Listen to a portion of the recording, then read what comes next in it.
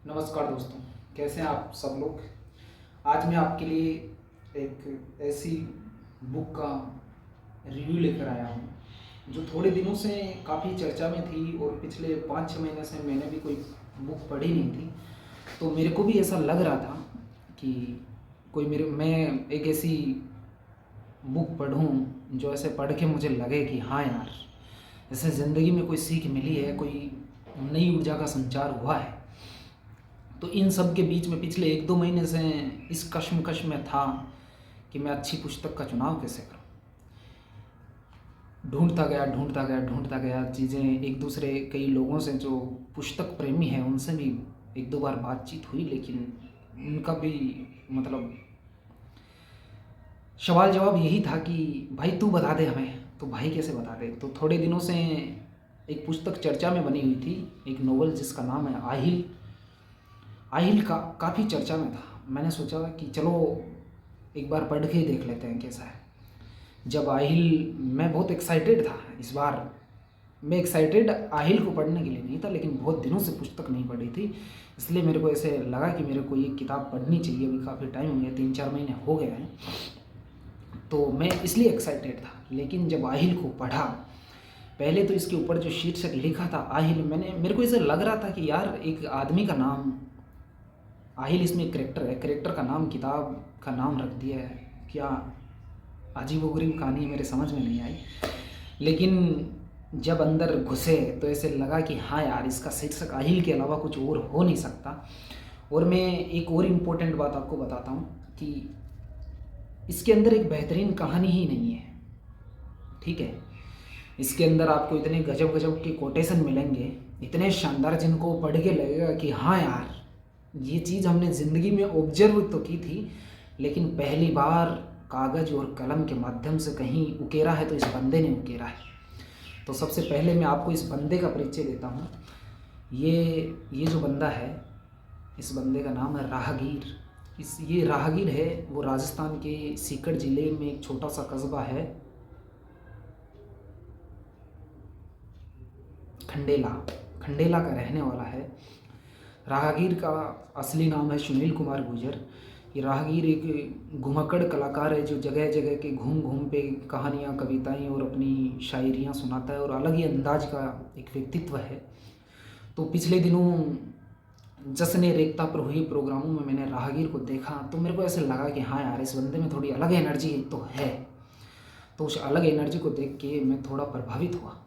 तो प्रभावित होके, भाई साहब से प्रभावित होके जब बुक ली, इसका अध्ययन किया, तब कुछ चीज़ें ज़िंदगी में मतलब वो होती है ना कि जिनसे सीख लेनी चाहिए, वो चीज़ें इस पुस्तक में हैं, और मैं उन सब से आपको रूबरू करवाना चाहता हूँ।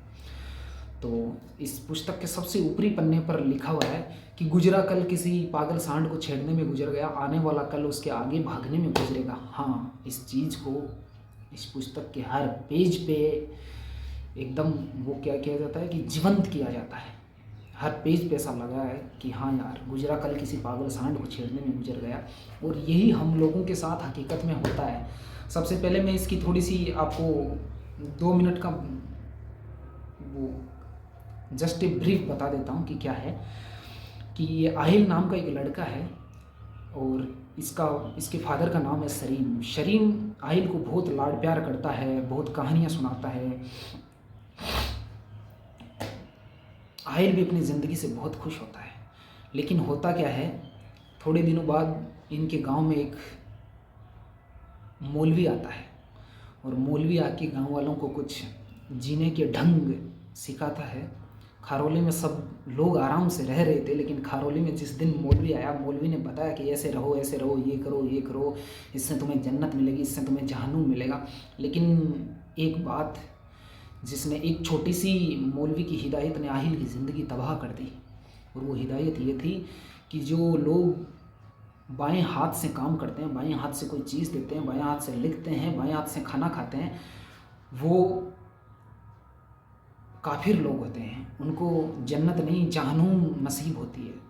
तो आहिल का बाप सलीम बहुत ही रूढ़िवादी विचारधारा का आदमी था, पढ़ा लिखा था नहीं, और मौलवी की बातों में आ गया। उसको लगा कि नहीं, ये तो हमारे लिए बहुत ही अशुभ है, आहिल क्या करता था, सब कुछ बाएं हाथ से करता था, तो अशुभ हो गया। वो आहिल को मारना, कूटना, पीटना, ये सब कुछ हो गया। इसी बीच आहिल के एक और छोटा भाई हो गया दाविद। दाविद दिखने में बहुत ही सुंदर, सुशील, बातचीत उसकी, सब लोग दाविद से प्यार करते थे। आहिल धीरे धीरे किनारा होता गया। उसके घर परिवार में ने आहिल को किनारा कर दिया। आहिल का बाप आहिल से नफरत करने लग गया। धीरे धीरे आहिल इन चीज़ों से उभरना चाह रहा था, लेकिन उभर नहीं पाया। आहिल की ज़िंदगी तबाह होती गई। आहिल ने एक वक्त ऐसे आया कि आहिल स्कूल में जाता था, उसने अपने छोटे भाई को कुएं में डाल दिया, घर छोड़ के भाग गया। लेकिन जब भाग गया उससे पहले आहिल के बाप ने उसका बायां हाथ काट दिया। आहिल ट्रक ड्राइवर बनना चाहता था। आहिल जैसे तैसे करके ट्रक ड्राइवर भी बना। उसके बाद में आहिल की ज़िंदगी में ट्रक ड्राइवर बना। Aahil truck driver as a सहायक था। फिर आहिल ने क्या किया कि नहीं, मैं एक इंडिपेंडेंट ट्रक ड्राइवर बनना चाहता हूँ। वो इंडिपेंडेंट ट्रक ड्राइवर ही बना। उसके बाद में आहिल ने गांव आने का प्लान बनाया। जिस दिन आहिल गांव आ रहा था, वो देखिए ना कि जब ज़िंदगी आपके इम्तिहान लेती है तो इस कदर लेती है कि वो आपको कहीं का नहीं छोड़ती। तो आहिल की गाड़ी का एक्सीडेंट हो गया। फिर आहिल कहीं भाग गया, फिर किसी सेठ के यहाँ रहने लग गया। फिर आहिल ज़िंदगी से भागे तो जा ही रहा था। फिर धीरे धीरे सेठ के पास आहिल ने ठीक काम किया। सेठ ने आहिल को उसके घर पे एज ए गार्ड रख लिया। फिर होता यह है कि आहिल की ज़िंदगी में तो इम्तिहान तो जारी थे। आहिल का और सेठ की पत्नी के बीच प्रेम प्रसंग हो गए। इस बीच आहिल फिर उधर से भागा। फिर भाग के आहिल अपने गांव की ओर लौटता है। तो ये जो पूरा कथानक है, इससे मैं आप लोगों को, इससे जो मैंने निष्कर्ष निकाला है कि हम करते क्या है, चलो ठीक है हम आहिल नहीं हैं, लेकिन हम किसी की ज़िंदगी के सरीम बन जाते हैं। सरीम मीन्स हम वो बाप बन जाते हैं कि हमारी वजह से अगर कोई परेशान हो रहा है, हमारी वजह से कोई आहिल बनने को मजबूर हो रहा है, तो हमारी ज़िंदगी पे लानत है। और कम से कम ये पुस्तक मैंने उस टाइम पढ़ी कि मैं अभी थोड़ी बहुत ज़िंदगी में 1 आध 2 4 जिम्मेदारियाँ निभाने की स्थिति में आ गया हूँ, निभाने भी जा रहा हूँ। अगर मैं उन जगहों से या तो मुंह मोड़ लूँ या मेरी वजह से कोई आहिल बन जाए, तो ये बात तो ठीक नहीं है। तो इस पुस्तक से एक बात मैं आप लोगों को ये बताना चाहता हूँ, इस पुस्तक ने जो मुझे सिखाया कि हम ज़िंदगी में जो चीज़ें खो देते हैं, फिर हम उनको पाने की कोशिश भी बहुत करते हैं, लेकिन चाहे 1000 कोशिश कर लीजिए आप, जो चीज़ आपने खो दी है वो तो आप कतई नहीं पा सकते हैं, उस जैसे पाने की कोशिश कर सकते हैं। एक नंबर बात तो ये। दूसरी नंबर बात यह है कि अगर हमारी वजह से कोई आहिल बन जा रहा है, तो ऐसी नीच ज़िंदगी का हम करेंगे क्या करना है? ऐसे जी के भी करना क्या है कि ज़िंदगी में चीज़ें जब हाथ से निकल जाती है फिर वापस काबू में आती नहीं है। तो इससे अच्छा है कि आप उन चीज़ों से किनारा कर लीजिए, पीछे हट जाइए। बहुत सारे रास्ते हैं, रास्ता मिल जाएगा। लेकिन मैं आपको एक चीज़ और बताना भूल गया कि आहिल, हर एक पुस्तक बनी हुई होती है वो एक उम्र के लोगों के लिए बनी हुई होती है, लेकिन आहिल पढ़ के मुझे ऐसा लगता है कि जिस भी बंदे को थोड़ी बहुत भी हिंदी पढ़नी आती है, अगर टूटी फूटी भी पढ़नी आती है, चाहे वो बच्चा हो सकता है, जवान हो सकता है, बूढ़ा हो सकता है, काफिर हो सकता है, नीच हो सकता है, ईमानदार हो सकता है, सेठ हो सकता है, इसके साथ साथ कि औरत अपना ज़मीर कहाँ खो जाती है, यह भी इस पुस्तक में बहुत अच्छे ढंग से समझाया गया है, हर एक वर्ग के लोगों के लिए। पढ़ के ऐसे लगा, ऐसे आंसू जब टप टप गिरते हैं ना, कि पुस्तक पढ़ने का मज़ा ही तब है जब आप उस पुस्तक के किरदारों में घुस जाओ। हाँ, हम घुसते नहीं हैं, वो पुस्तक घुसाती है हमें उन किरदारों में। अगर आपने सच्चे मन से ये पुस्तक पढ़ी है तो आपके आंसू नहीं, आपका गला यहाँ तक भर आएगा, आपसे शब्द पढ़े नहीं जाएंगे, ऐसी मार्मिकता इस पुस्तक में है। दूसरी नंबर बात, मैं आपको एक चीज़ बता रहा था कि इस पुस्तक में ऐसे कुछ एक शब्द लिखे गए हैं कि हमें ऐसे लग रहा है कि हमने ज़िंदगी में ये सब चीज़ें देखी तो हैं, लेकिन कागज़ और कलम से किसी ने पहली बार उकेरा इन शब्दों को। देखो है कि अगर आपको कुएं में पत्थर डाल के मज़ा लेना है तो कुछ कबूतरों की ज़िंदगी तो हराम करनी पड़ेगी। तो कुछ कबूतरों की ज़िंदगी हराम करनी पड़ेगी। उसमें दोस्त ऐसे हैं कि अपना मज़ा सर्वप्रथम रहना चाहिए कि आप किसी की ज़िंदगी में सरीम बन जाओ या आप किसी की ज़िंदगी में इतने बड़े बाधक बन जाओ कि आप उसकी ज़िंदगी भी नष्ट कर दो और आपकी ज़िंदगी भी कोई ज़िंदगी ना रह जाए। तो मैं आपको अंत में यही कहना चाहता हूँ कि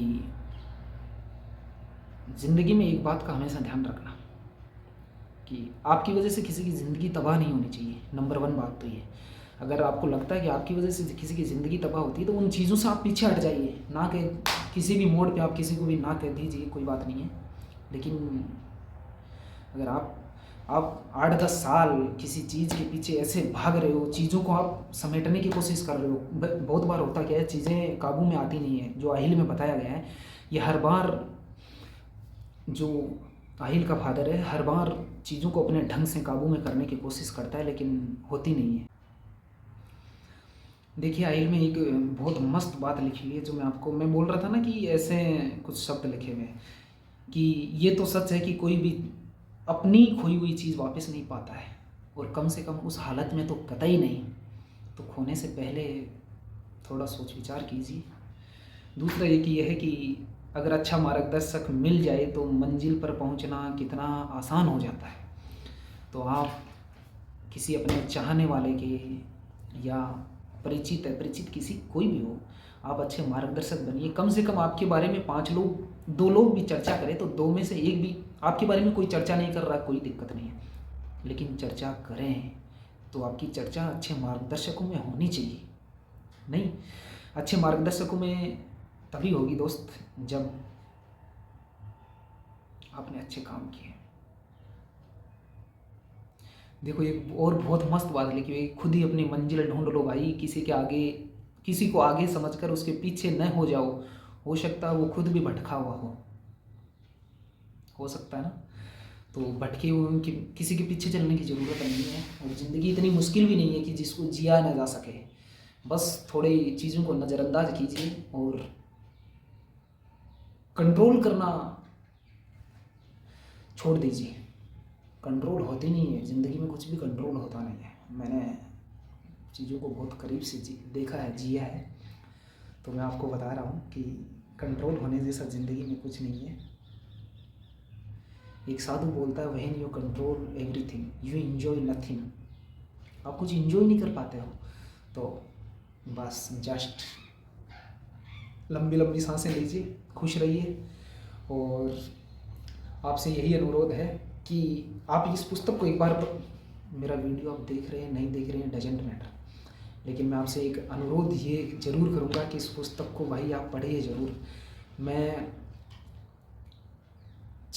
सुबह 6 से रात को 10 बजे तक का नौकर हूँ, फिर भी मैं पढ़ लेता हूँ। मैंने पढ़ा है, तो मैंने पढ़ के मैंने किसी पे एहसान नहीं किया, लेकिन मैं ये बता रहा हूँ कि जब आपके अंदर पढ़ने की जिज्ञासा हो तो आप पढ़ सकते हो। और अगर आप किताबें पढ़ते हो तो किताबें आपको बहुत आगे ले जाती हैं, और ये किताब तो आपको इतना आगे ले जाएगी आप सोच नहीं सकते। सच बता रहा हूँ, अगर आपने सच्चे दिल से इस किताब को जी के पढ़ा है तो आप अपनी ज़िंदगी में उस लेवल की गलती कभी नहीं करोगे कि आपको ऐसे लगेगा कि अब ज़िंदगी ख़त्म सी हो गई। ख़त्म होने जैसा ज़िंदगी में कुछ है नहीं। सो सीखोगे आप। थैंक यू, धन्यवाद।